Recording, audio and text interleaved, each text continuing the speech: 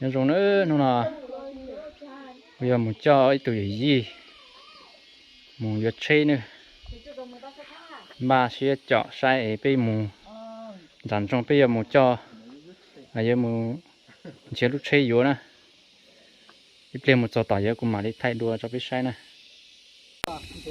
nó nè để cho ai tuổi gì nào muốn giật chơi nè như tụi nông lúc mỏ đấy đây cho dù gì nào một cái xe này không nào bây giờ mình làm trồng nữa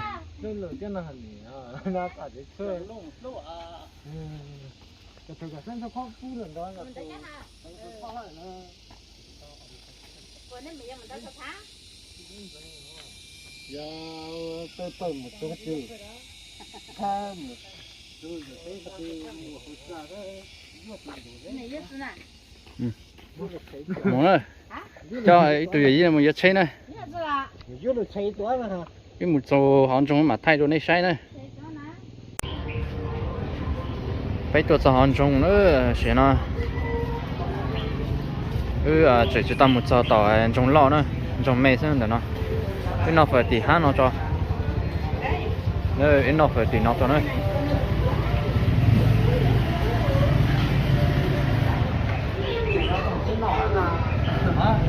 nó phải được ăn nó tỏi mà lên mù nữa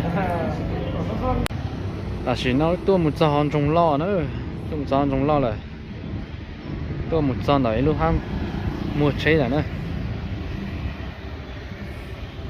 ham mua chơi nhất là nó nữa à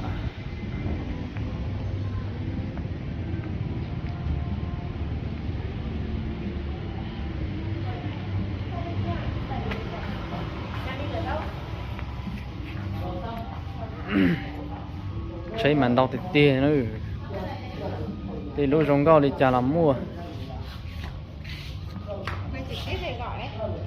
quay không phải trực tiếp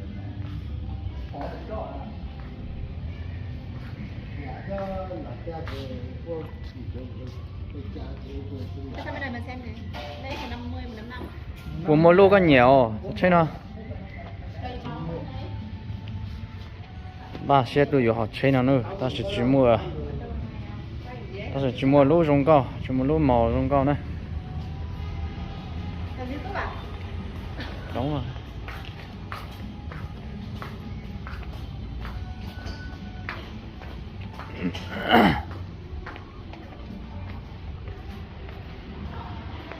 sáng nào cũng mua chơi thế nào sáng nào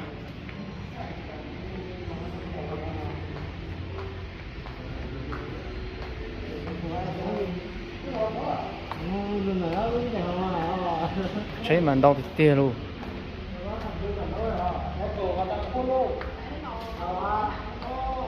ô nó một lúc hay cơ lúc nào chúng có lúc nào nè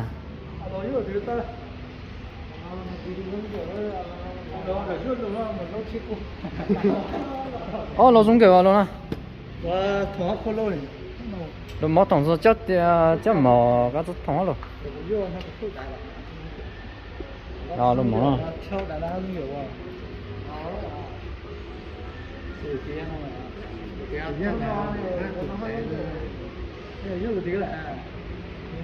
nó có quả chó nhặt nhà luôn rồi xem đại diện có chó nhà em mua đại diện nó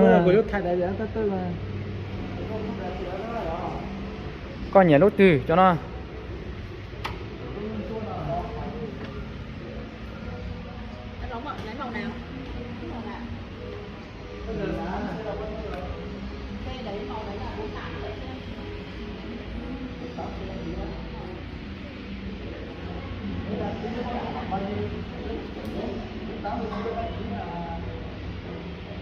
một sao biết không à sao cái nó tạo ra một sao biết cho à biết chuối lúa à trái lớn lo mùa mùa đậu luôn nó biết chuối trái lo mùa trái đậu luôn giờ nó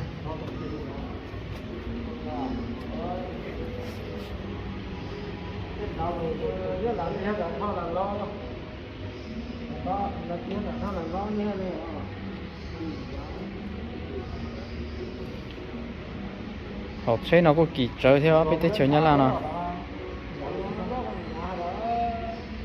lót cho gì xì một trò chỉ chọt đây này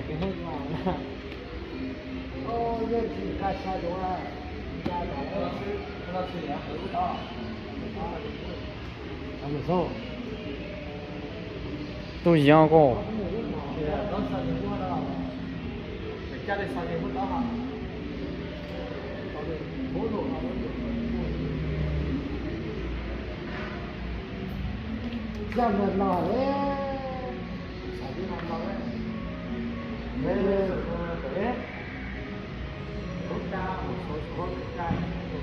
mùa sai nó ham bây giờ mà sai nó mùa đòn đọc bây giờ chỉ mua họ xe gì chỉ nó chán luôn à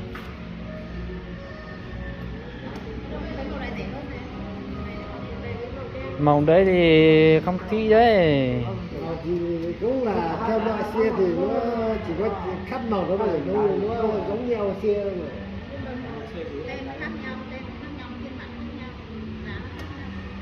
Giá khác nhau nhưng mà nó cùng loại xe đấy. Chứ là ơi là có phải chứ là ơi là tôi giá xe chiếc mình bỏ đây rất贵nhưng mà bây giờ nó là ơi là người nhà nó tôi rất là hốt xa rồi.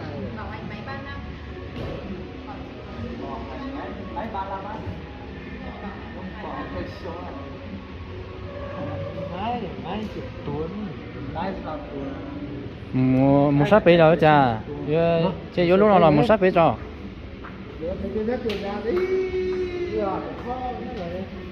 một cái một dưới phải dây gì mà đó đó một nó tặng ít chỉ cho chúng mua cho họ xem cho chúng nó nữa cho chúng nó xem giờ giá nó nữa sao giờ mà số lỗ rồi giờ mà số lỗ rồi Rồi giúp mình hả?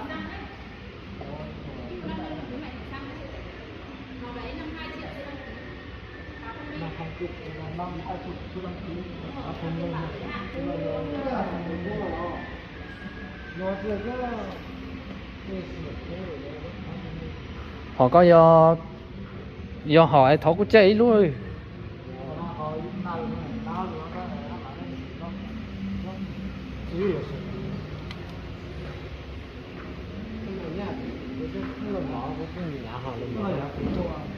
thế thì muốn nói cho như nhau cho nó là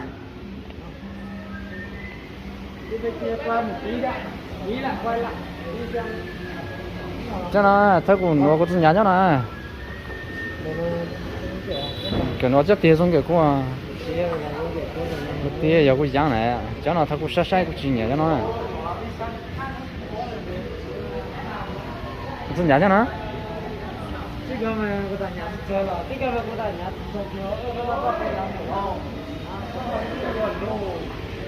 à是对象的，这个是人家那个。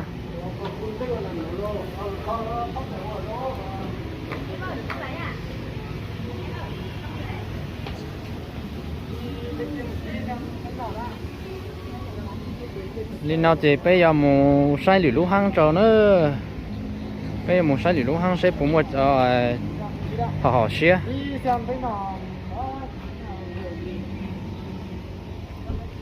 Để nó chỉ mua cho họ sẽ bị chơi nữa. Bây giờ cho các món sai để nấu ăn.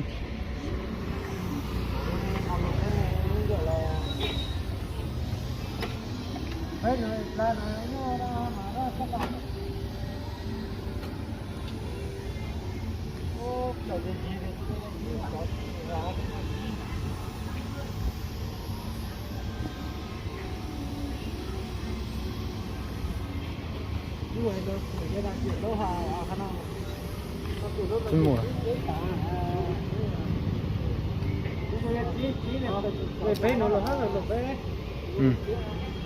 Mà muốn sai lúc hàng nó bé sẽ cũng mua cho họ xe nữa. Nó bị chặt chạy để bị thay chỉ lại đó để nó ăn chung nữa. Bây giờ đồ cho lúc hàng chia lại nữa.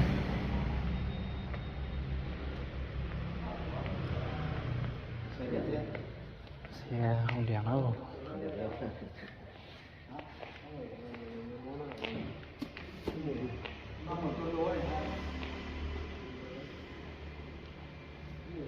Giờ loại Exeter 150 không lanh hả anh? Một con màu đen này. Đúng rồi. Có cái Lấy mấy kiểu xe? Lấy mấy xe? anh này lấy thôi. Anh lấy màu gì anh? Màu xanh. Xanh thì không còn. Màu xanh thì còn 150, 55. 155. Trên nhau mấy đâu rồi? 155 thì chắc không bằng xe 150 đâu. Đi sướng hơn. Liên quan không bằng. Còn nhìn đâu đấy? Đây con này 155 này RP mới này, màu mới. Ngày xưa xấu đấy. hả? 6 số. Xe này 5 số Miller 6 số. 6 số nữa. Hả? 6 số nữa. 6 số nhưng mà ý là phanh của nó là phanh piston kép. Cái 150 piston đơn. Cái nào đi vài tháng phải thay. Piston kép an toàn hơn. Chơi con xị xị này đi. Honda. Thì nó lọc cua ha.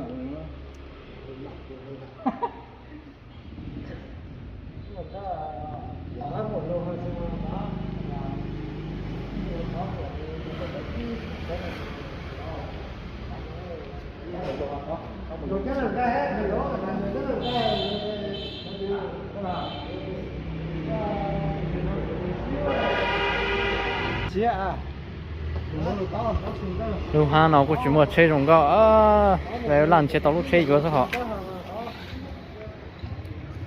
Bây giờ cho mình chơi những lúc hàng gì nữa muốn nó cho tàu nữa. Sản đâu cú.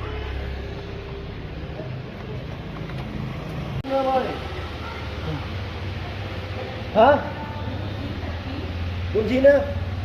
49 cả đăng ký à? Cả đăng ký. Giàu xa đấy. Cái xa 150. À giờ con tôi nhớ rồi à. Nhớ không? À. Này anh này xem thế thì ok luôn. Không phải mình mua này đâu.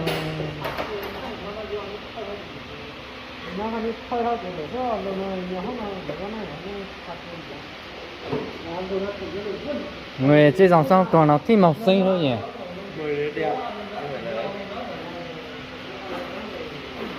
Ngoài này thôi, trong đấy xe 50 phân phối thôi. Đây, mình là không có giờ chụp vào nó tới gì cả.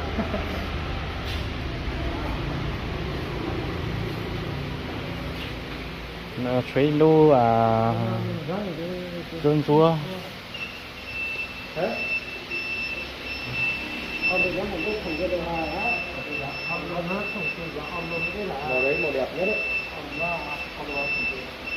Mà chân nó rất nhiều Yellow cho nhà mò nhà na.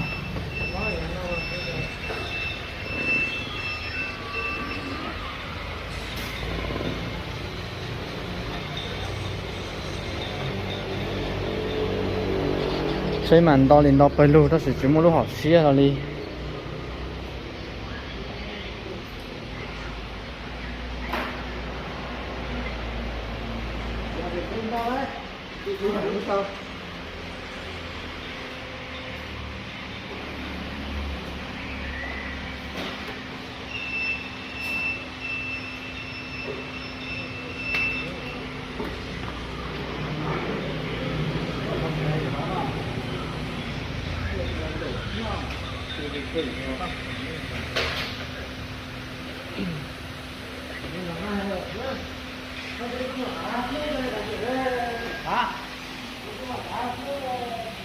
Chứ mùa bác sẽ chuyện hơn rồi, nó chuyển đơn mà nôn nọ.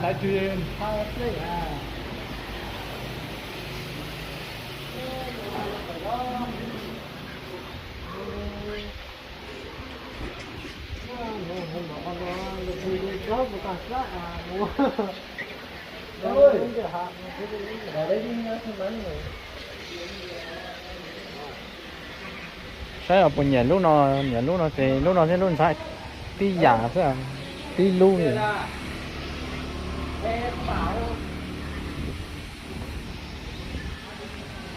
nó sẽ hậu nó bỏ tiêu lớn. Cái này còn giá với cái kia chứ. Cái nào? Cái này đây. Con màu xanh này bao nhiêu rẻ hơn à?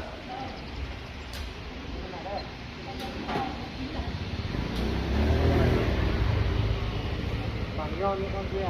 Màu đỏ.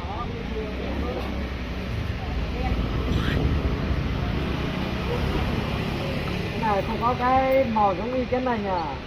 Không, nó khác. Ăn lại ăn. Cái màu nó màu vàng chứ còn nếu như không chỉ có màu đen thôi. Màu vậy nó mới đẹp chứ. Đây này cái này xanh này, cái tem này xanh này, cái này nó xanh này. Đợi con nào. Rồi con lấy xem lấy á. Đợi có đùa mà cái này vừa mà cái này. Cái này nó thật màu.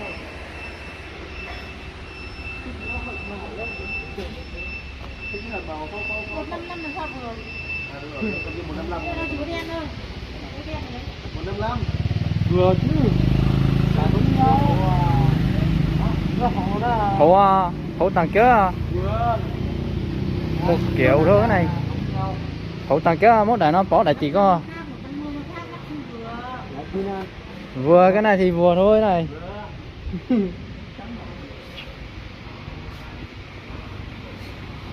Ôm gì tôi giá này. Nếu chưa giá hại á. Ôi. Nó là nhà thế à. Con nhà lồng nó lồng chưa đã cho trả cho lồng ra nhá rồi. Nó là nó là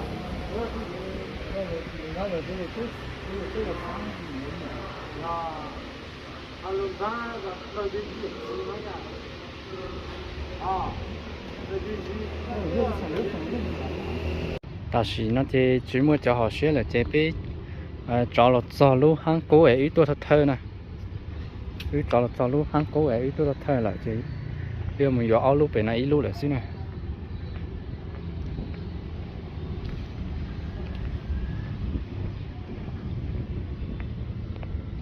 chỉ mua cho họ xíu cái cho rong bị chơi đi, chơi thì mình cho từ nó tí giả xí.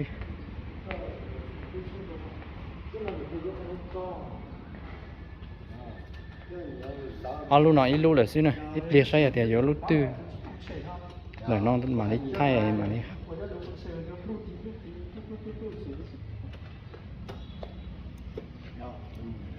đã sử dụng một số cái gì sẽ đó là nhà này chịu một cái thâu gì đó sắp này đã sẽ chỉ có mình lúc hay Sao mà sao chắc cái hẳn là khu hay là nó thôi. sao hôm nay cái gì cái cái lối số một lô xa Lúc nào giờ lúc tư, giờ lúc chúng là giờ lúc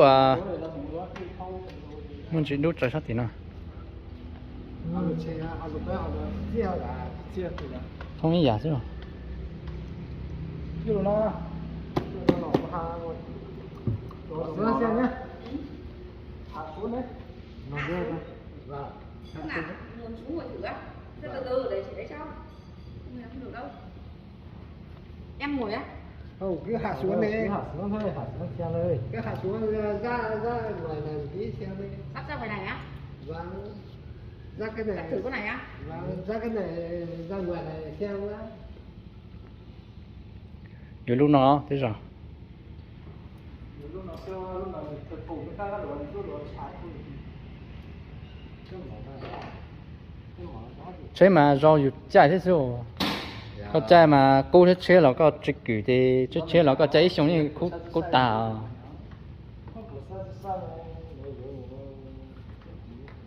Sao dù chạy dù cử chế mà chế thế thì chỉ bùa thì chỉ khao sai. Đây.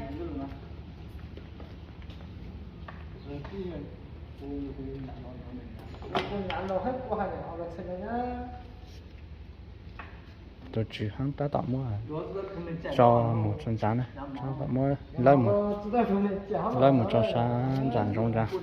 Đây ngồi đây thử đi.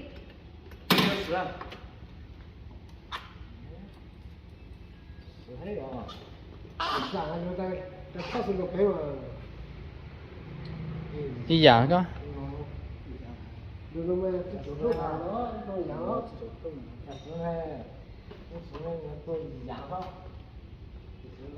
Ủa đi lúc nào mà cho ai cho yên trên là thiết chờ lúc chơi thế gì trong có họ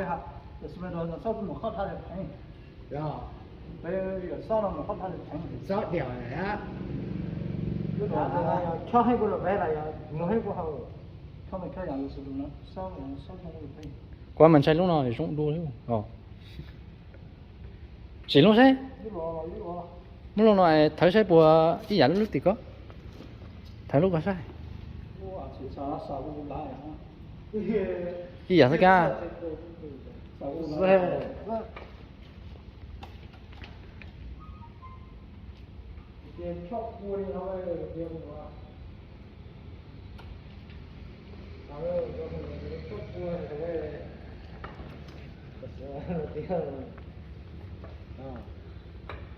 thấy sai lúc thì khó đôi thì vô lúc thì sao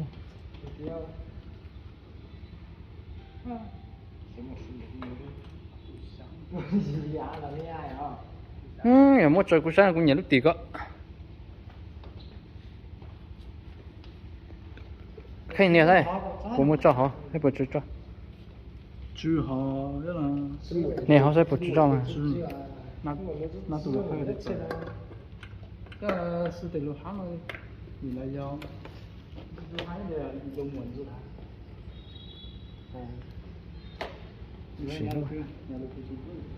cũng mà cũng nhận lúc thì có thôi cũng đó mà dù sẽ dùng nhiều thôi dù thì dùng nhiều lúc thì ok lắm đấy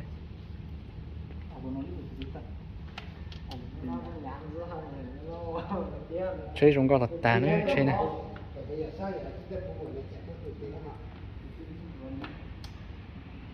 chơi chúng có hàng này chơi nào ta mà kịp chớ nữa nhìn nó riêng cây này thế tôi chưa có điện đâu mua thì mới nắp cơ tháo tháo Thâu xe thôi. mà có xe này bốc không có bốc mà xe này nó không có bốc được từ đâu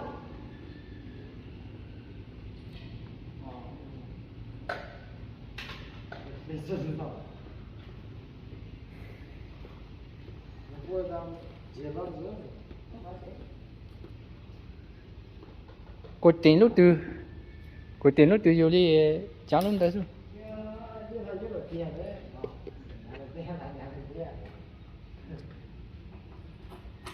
cũng là không nhận lúc nào mình chịu cô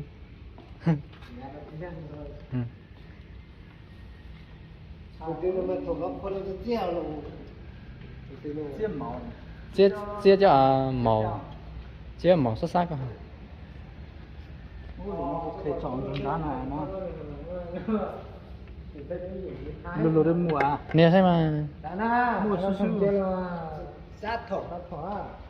rất thầu nó giờ bảo quản chứ đấy thì bao giờ bảo quản chứ không có gì nữa à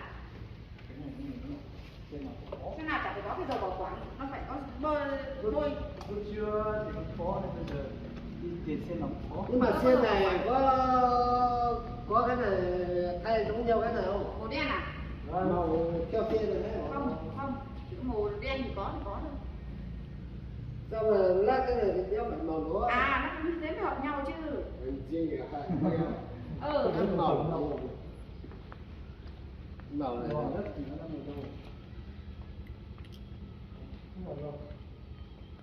muốn sai đồ à đấy là đồ này đồ à đồ này có yếu hỏi màu mà đem sáng bóng này màu chứ đen thì đổi cho màu đen không thi đây cái kiểu của nó đem sáng bóng này không có màu đấy mùa này chút lần chút à trên hạt đá thế yếu ít lưu rồi nữa chỉ một tàu chữ hăng một nọ số lò cho ấy lấy mà đi thò cỏ lúc chơi mua phải pha bên mà đi ở cha tại một bên mà đi ở chạy nữa tỏi tàu chữ hăng một nọ số lò cho nữa nhân nó đấy bia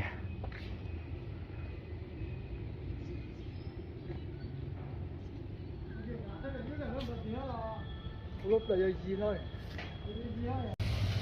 giữa tàu lò là nữa bây cho là nó ra cho ấy lên đấy tôi sát sau cả lúc chơi nữa sau mà khâu mà nữa bây giờ tàu lò là